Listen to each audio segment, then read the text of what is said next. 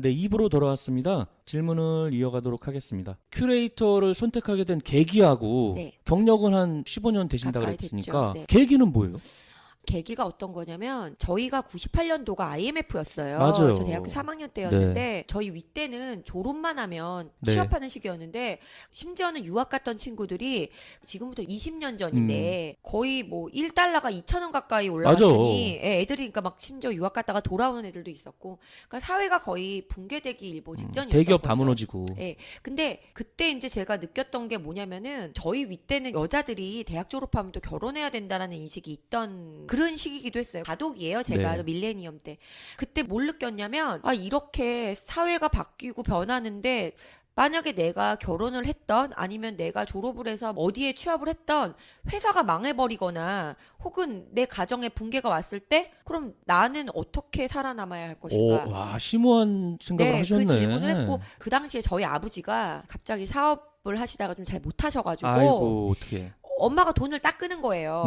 그럼 어떡해요. 뭐래도 해야 되는데 네. 그래서 일단 휴학을 했어요. 제가 휴학을. 아무것도 안 하고 놀았어요. 싹. 잘 안 한다는 여자 휴학인데. 그때는 그랬죠. 네. 지금이야 휴학을 제가 학생들한테 아, 요즘 많이 권장해요. 하더라고. 저희 때는 휴학하면 다 가사 휴학밖에 없었어요. 그러니까. 집이 어려워져서. 어. 저는 뭐 가사 휴학이 맞죠. 어떻게 보면.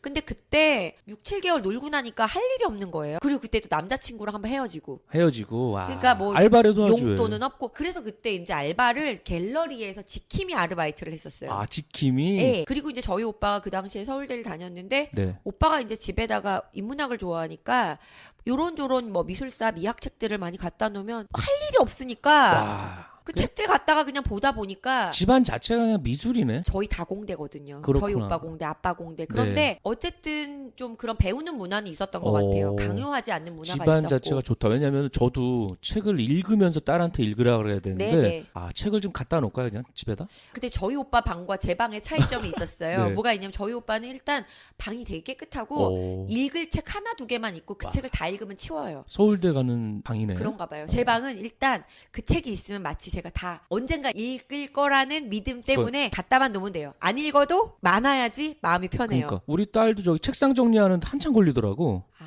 저하고 비슷한 그죠? 타입이에요. 공부 시작하는 거하고 보면은 아직도 정리하고 있어. 저희 과 교수님이 제가 나중에 이제 복학을 해가지고 맨날 제일 뒤에 제가 대학교 1, 2학년 때는 너무 연애하는 거 좋아해.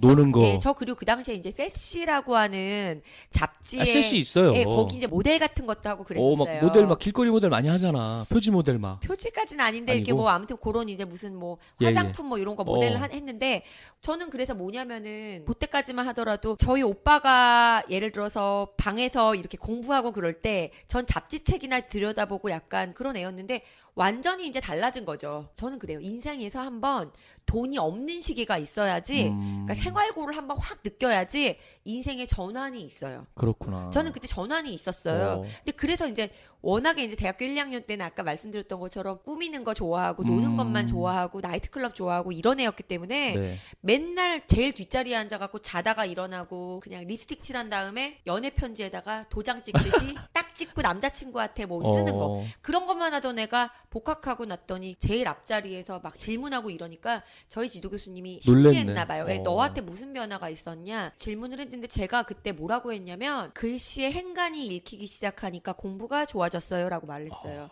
행간이라는 게 뭐냐면 저는 워낙에 책을 읽어본 경험이 많지 않기 때문에 네네. 일단 글을 읽으면 그런 경험 있으시죠? 책을 읽으면 눈은 지나가는데 내용은 안 들어와요. 맞아, 그럴 때 있어. 네, 미술 작품도요. 색깔은 들어오는데 내용은 안 들어오니까 아. 다시는 미술관을 가기 싫어지는 거예요. 그 책을 다음 날 폈는데 어디까지 어디 읽었는지 기억이 안 나. 근데 그게요 뭐냐면 우리가 왜 그런 어. 거 있어요. 제 주변에도 아 나는 60 넘고 70 넘으면 책도 읽고 오토바이도 타고 예를 들어 미술관 박물관도 갈 거야. 근데 그거는요 감각은 어릴수록 좋거든요. 어릴 젊을 때 익히면 익힐수록 그걸 바탕으로 해서 왜 유홍준 청장님이 이런 말씀 하시잖아요. 아는 만큼 보인다고. 이게 내가 아는 것만큼 쌓이기 때문에 저는 그 1년 노는 동안 많은 결핍이 있었던 시간 동안 하나하나 쌓아갔던 책의 재미들 제가 이제 읽었었던 여러 가지 책들이 있었는데 아무튼 힘들면 힘들수록 다 내 얘기처럼 오는 거예요. 뭐 신경숙 씨 책도 그랬고 그 책 사이의 행간들 그 안에서 주는 어떤 의미들이 오다 보니까 공부도 재밌어지고 그때부터 시작이었던 것 같아요. 그러면 전공은 뭐예요? 저 학부는 도자기 했고요. 아, 도예. 공예학과에서. 예. 아, 그리고 석사는 미술사학이랑 사회학 2개 했고요. 박사는 철학, 예술철학 박사예요. 할 건 다 하신 것 같아요. 그러니까 제가 좀 어떻게 보면 이 분야에서 이단한 게 네. 보통은 자기 같은 학교 나와서 네네. 선생님들이 이제 첫 강의 주시면 그거 밀어주고 그렇게 가요. 근데 전 정말로 음. 말 그대로 그냥 내 던져진 거예요. 학부, 석사 2개, 박사가 다 틀려요. 와, 전공이 다 틀리고 지도 교수님들이 다 틀려요. 개척해서 만든 거예요. 대단하시네. 보통은 이제 한 줄로 가는데. 전 그렇게는 안 했어요. 와, 역시 튀셨네요, 거기서도. 그게 힘들었죠. 근데 그게요, 그 힘든다는 거를 힘든다라고 생각하고 가게 되면 결국은 인생이라는 게 다 힘들잖아요. 네. 제가 휴가를 내고 금요일마다 이제 수업을 나가는 학교가 있어요. 예, 예. 여러분들 잘 아시는 옛날 서울예전, 그 서울예술대학교를 가는데 예. 안산에 있죠, 네네, 안산에. 거기를 제가 13년째 강의를 하는데 네. 강의료가 일반 다른 학교들에 비해서 거의 반이에요. 싸구나. 그리고 한 시간에 보통 그러니까 한 강좌에 애들이 60명씩 들어와서 들어요. 요즘 네네. 초등학교도 25명인데. 맞아. 근데 제가 그걸 가르치는 이유가 뭐냐면 요즘 대학교 아이들의 약 60-70%가 다 대학 졸업할 때 학자금 대출 빚을 얹고 졸업을 해요. 그런데며. 네, 제가 그거예요. 이 친구들을 내가 안 가르치고 내가 놓게 되면 마치 내가 나를 놓는 것 같은 느낌이 들기 때문이거든요. 아마 이 방송을 많이 들으시는 분들이 대부분 젊은 분들이 아마도 많을 것 같아요. 그래요. 어떤 직업을 선택해서 내 인생을 가치 있고 풍요롭게 만들 것인가의 질문을 던졌을 때 사실 그게 돈의 문제라기보다는 우리 학생들 저하고 상담 진짜 많이 하거든요. 네. 그럼 제가 그냥 이렇게 얘기를 해요. 힘들다고 생각하지 말고 배운다고 생각하고 언젠가는 내 삶을 계속해서 만들어가면 이것도 내 필모, 내 잡 히스토리가 되거든요. 네네. 그런 것들이 생겼을 때 내 분야가 생기는 것이지 어떤 것을 순간적으로 뭐 돈을 벌겠다 이 마음만으로는 뭔가를 하지 말라고 저는 얘기를 하거든요. 그랬구나. 그러면 우리 안현정님은 네. 어떤 강의 하시는 거예요? 과목은? 저는 과목 지금까지 17과목을 오, 했거든요. 되게 그래서 다양하네. 네, 저 왜냐면 대부분 한 번 학기할 때는 보통 2과목인 한 과목을 하는데 예, 한 예. 과목 할 때도 새로운 과목을 되도록 맡으려고 해요. 물론 뭐 이제 서울예술대학에서는 예. 예술사 강의를 해요. 예술사. 예술사, 동서양 예술사를 많이 하는데 전시기획과 큐레이터 입문, 네. 뭐 아니면은 뭐 문화예술 기획, 네. 공공예술, 미학개론, 논리학, 예술과 신화, 동양예술사, 서양예술사, 뭐 예술 경영, 그러니까 미술에 관련된 거의 대부분을 한다고 보시면 될 것 와, 같아요. 근데 전 듣기만 하지 머리가 지금 아픈데 네. 교수님하고 이미지하고 잘 안 맞아, 뭐가. 근데 요즘 미학이나 미술사 교수하고는 네. 맞다고들 해요. 예, 미술사는 맞는데 막 철학 막 이렇게 가면은 약간 이미지가 네. 매칭이 안 되는데 그럼 그렇게 해서 이제 큐레이터가 되셨는데 만약에 네. 이 방송을 듣고 박사님처럼 큐레이터 너무 해보고 싶다. 그런 분들이 하려고 그러면 어떻게 해야 돼요? 자격증 같은 게 따로 있어요? 이게 우리나라에서도요. 네. 학예사 자격제도라는 게 있어요. 아, 이 국가 네. 공인이? 그 준학예사라고 하는 것은 산업인력관리공단에서 시험을 치면 아, 나라에서 인증해주는 기관에 가서 몇 년 이상 일하면 준학예사를 딸 수가 있고요. 일단 인원수를 많이 안 뽑아요. 아예 되게 힘들어요. 소수만. 그래서 인터넷으로 예를 들어서 준학예사 자격 시험 네. 이거를 치잖아요. 그러면 그거를 스터디 모임으로도 엄청나게 하는데 문제는 어마어마한가 보네. 이거를 따고 들어갈 수 있는 뮤지엄이 많지 않다는 거예요. 아. 그러니까 시험을 보고 가는 건 준학예사 네. 그리고 석사 박사를 따고 나오는 게 이제 정학예사 3급, 2급, 1급이 있어요. 저는 지금 2급 정학예사 자격증이 있는데 앞으로 3년 정도 일하면 1급 정학예사를 따요. 끝판왕. 그쵸. 몇 명 없어요. 1급 정학예사는. 아, 근데 학사, 석사, 박사까지 하고 15년 경력인데도 정학예사 2급이에요? 1급이 아니고? 아, 예, 그렇죠. 원래 1급을 받아야 될 경력인데 네. 요즘엔 그 산출하는 기준이 자기 이름의 실적물을 내야 돼요. 그러니까 그게 그렇구나. 정말 몇 명 없어요. 와, 그럼 만약에 1급 국내에 몇 분 정도 계세요? 1급은 제가 알기로는 제가 일하는 박물관의 실장님이 1급일 때 200 몇 명이었으니까 이 자격제도가 생긴 지가 사실은 20년이 안 됐기 때문에 아. 예, 그 이전에 일하셨던 분들도 신청하면 나오겠지만 네. 그건 있어요. 반드시 그러면 이 자격제도를 거쳐야만 큐레이터가 될 수 있느냐. 그러니까. 그게 제일 궁금하실 거 아니에요? 그죠? 요즘은 기관 큐레이터도 있지만 독립 큐레이터도 있고요. 아, 그건 뭐예요? 예를 들어서 기획 능력이 있어야 돼요. 네네. 돈이 있어야지 전시 기획을 할 거 아니에요. 요즘은 문화재단 있죠. 네. 예를 들어 서울문화재단, 어. 인천문화재단, 뭐 안양문화재단, 혹은 뭐 문화원 같이 이제 각 지역 구청에 있는 데서 기획 공모를 많이 해요. 아. 그럼 그 기획 공모를 가지고 작가들을 섭외해서 전시할 수 있는 그런 기회들이 많거든요.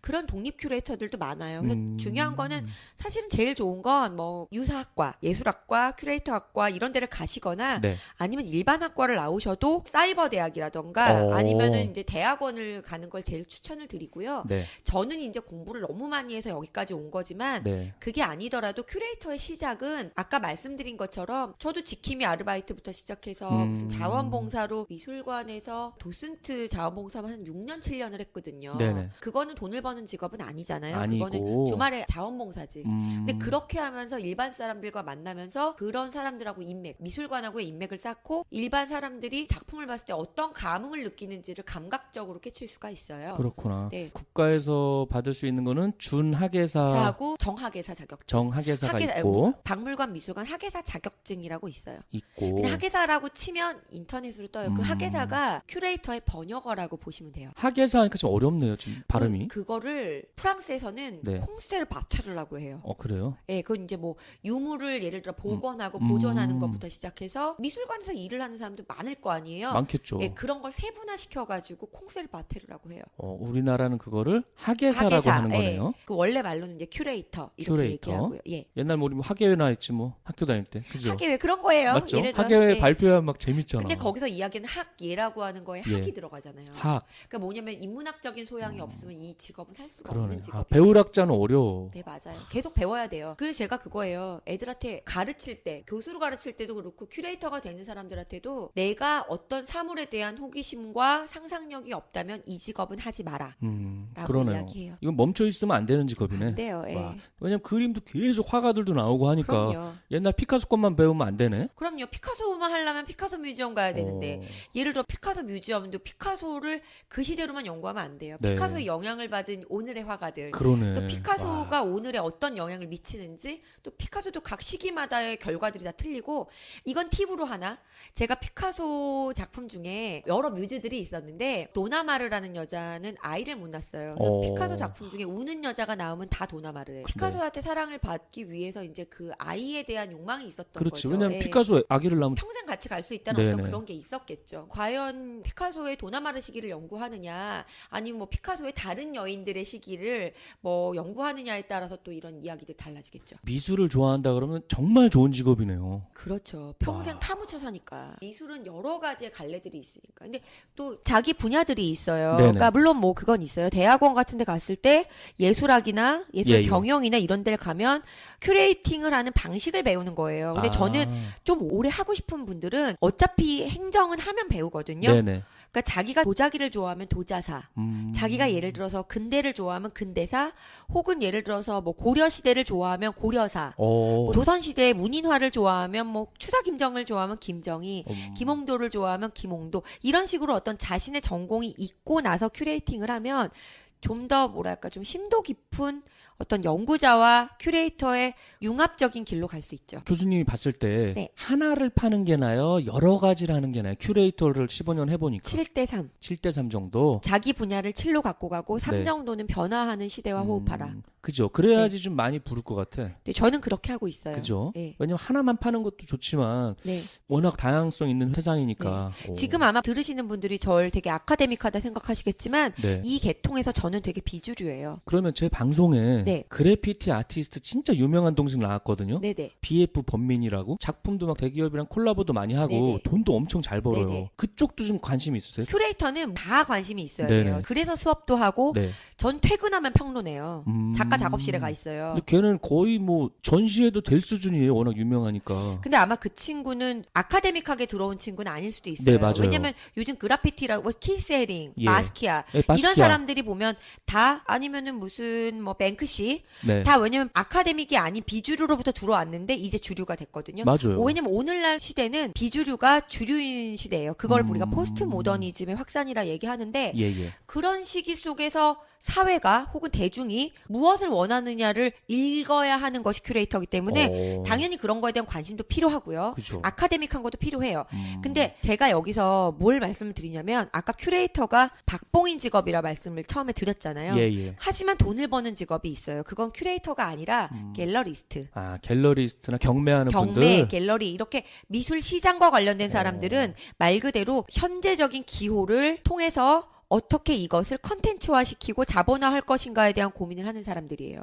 그러면 이제 우리 교수님은 아카데믹 쪽으로 빠졌다 그러면 네. 경매나 갤러리스트 쪽은 약간 이제 대중성. 상업적 네, 대중성으로 그렇죠. 갔네. 그러니까 이거를 보냐면 비영리 기관이냐, 영리 그렇지. 기관이냐예요. 예. 그 우리 교수님이 바로 영리 쪽으로 빠지면 원탑 되겠다. 근데 저는 관심이 영리 없어요? 쪽으로는 지금은 생각이 없어요. 왜냐면 그 아이콤이라고 세계 박물관협회 윤리헌장에 네. 박물관이라고 하는 것은 사회에 봉사해야 되고 비영리를 목적으로 하는 미적 추구를 가치 추구를 목적으로 하기 때문에 네. 그 안에 있는 어떤 것도 개인의 영리를 위해서 보여주면 안 돼요.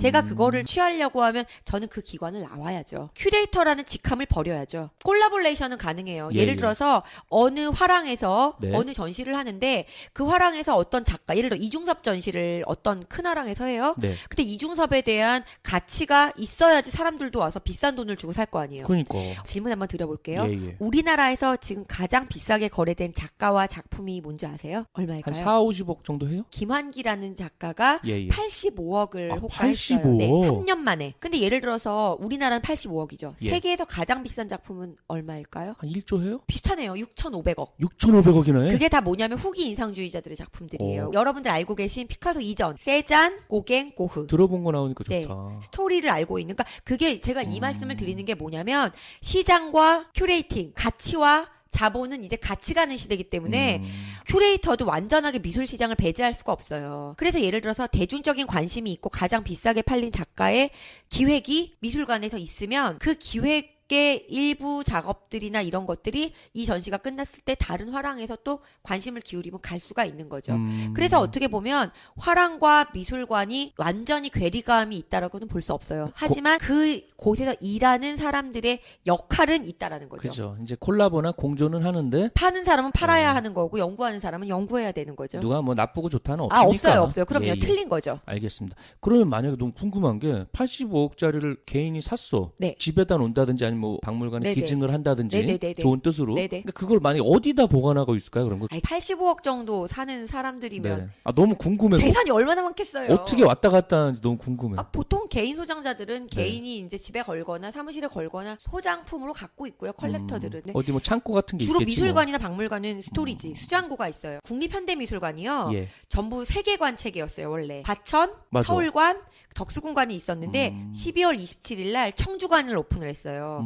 옛날 제초공장이라 그래갖고 왜 담배공장을 KTNG. 예, 담배공장을 밀어내고 어. 들어왔는데 거기가 방금 말씀하신 오픈형 수장고. 국립현대미술관에 있는 전체 수장품이 8,100점인데 지금 1,300점 가 있는데 곧 4,000점이 갈 거예요. 와. 그럼 뭐냐면 일반 사람들이 수장고에 있는 작품이 뭔지 궁금하잖아요. 궁금하죠. 유리로 되어 있어갖고 볼 수 있어요. 너무 좋다. 너무 좋아요. 그러니까 예전에 이제 이렇게 볼 수 없게 비공개인데 공개해갖고 보게끔 해놨네. 자, 그렇다라고 하면요. 제가 지금 4개관을 이야기했잖아요. 네. 서울관에서 일을 하는 큐레이터는 말 그대로 뉴욕의 모마처럼 네. 뉴욕에 있는 현대미술관처럼 아주 현대화되고 지금 시기에 동시대의 핫한 작품들을 주로 보여주는 게 국립현대미술관 서울관이에요. 예, 그럼 예. 큐레이터도 그런 전공이어야 되겠죠. 그러겠네. 자, 반면 덕수궁 생각해 보세요. 예. 덕수궁은 1938년도에 이황과 미술관으로 시작을 했어요. 네네. 물론 그 옆에 있는 석조전은 1908년 9년에 만들었지만 그건 근대 시기에 만들었죠. 예, 예. 그럼 당연히 전시품도 근대 전시겠죠. 아, 맞춰서. 그러면